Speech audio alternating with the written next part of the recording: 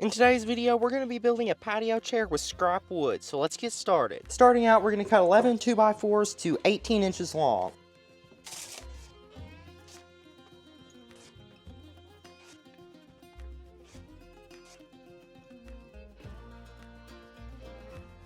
Now we're going to cut 4 pieces to 24 inches long.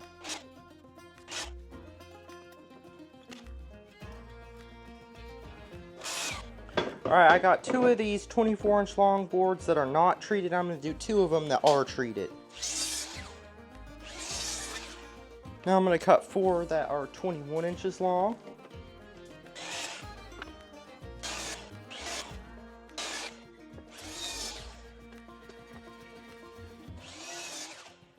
And now for the final cuts, I'm going to set my saw to 20 degrees and cut off the end of a pressure treated 2x4. Next, you're going to slide it down, and then you're going to measure from this tip here, so the shortest side of the angle. You're going to measure up 25 3/4 inches and mark it. Now you're just going to cut here at a 20-degree angle.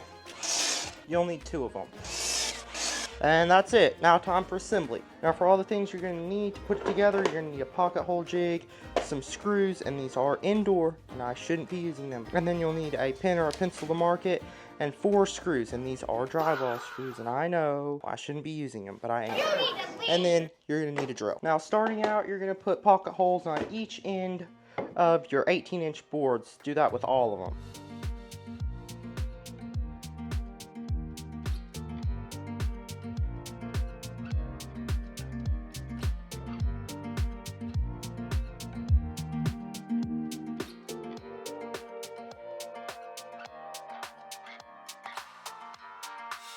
Alright, I did forget one thing we need to do over at the miter saw, so let's go do that real quick. We're going to set the saw to 5 degrees. Just mark how wide a 2x4 is on it. So this is the width of a 2x4. And then you're just going to cut a 5-degree angle, kind of like that, on the end of this.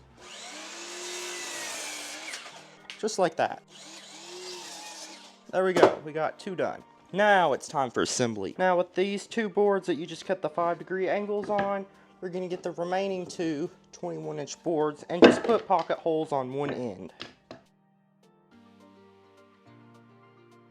Now we're going to start with our 21-inch long boards, and we're just going to assemble them with the 5-degree angle here.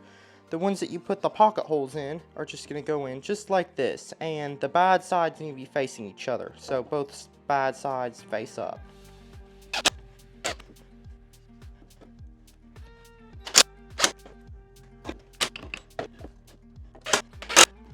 Now with this kind of L thing put together, you're going to make sure that both of the sides with the pocket holes are facing in towards each other, and the pieces with the 5-degree angles are on the back.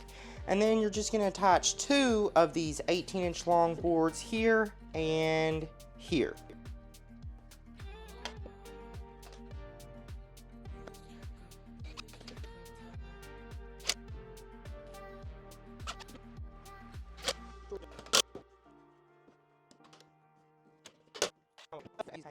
Now I'm going to grab 4 of the worst looking boards, and then I'm just going to lay these all the way across in here. Might have to persuade them a little bit.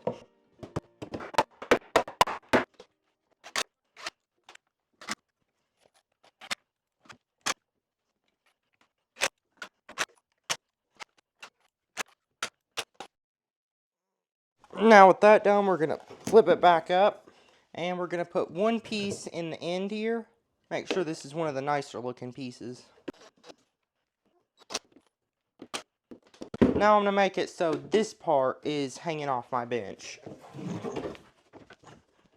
I'm just going to evenly space the rest of my 18-inch boards.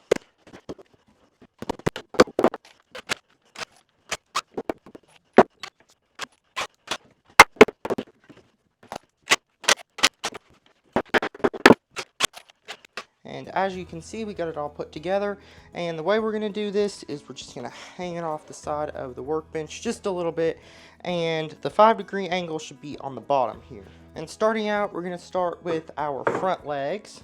These will be the 24-inch long boards that are pressure treated, and we're just going to mark down from the top here 6 inches. Oh yeah, I forgot one thing.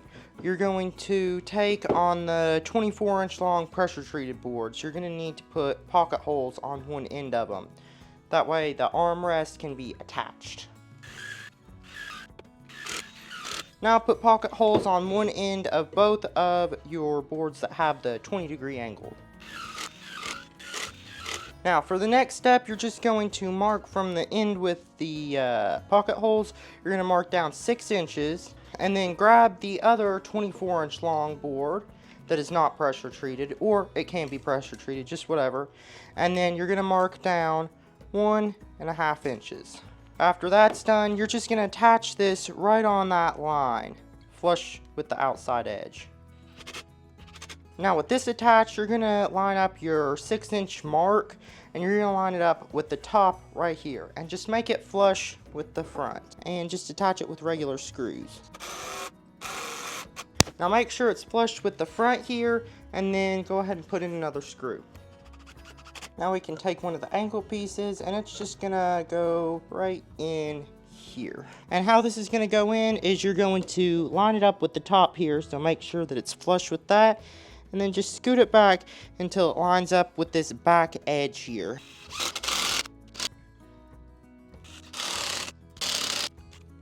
Now with that done, I did realize that I'm not going to be able to get to these pocket holes here, so I'm just going to use some 1-inch screws and a little short screwdriver to get to them.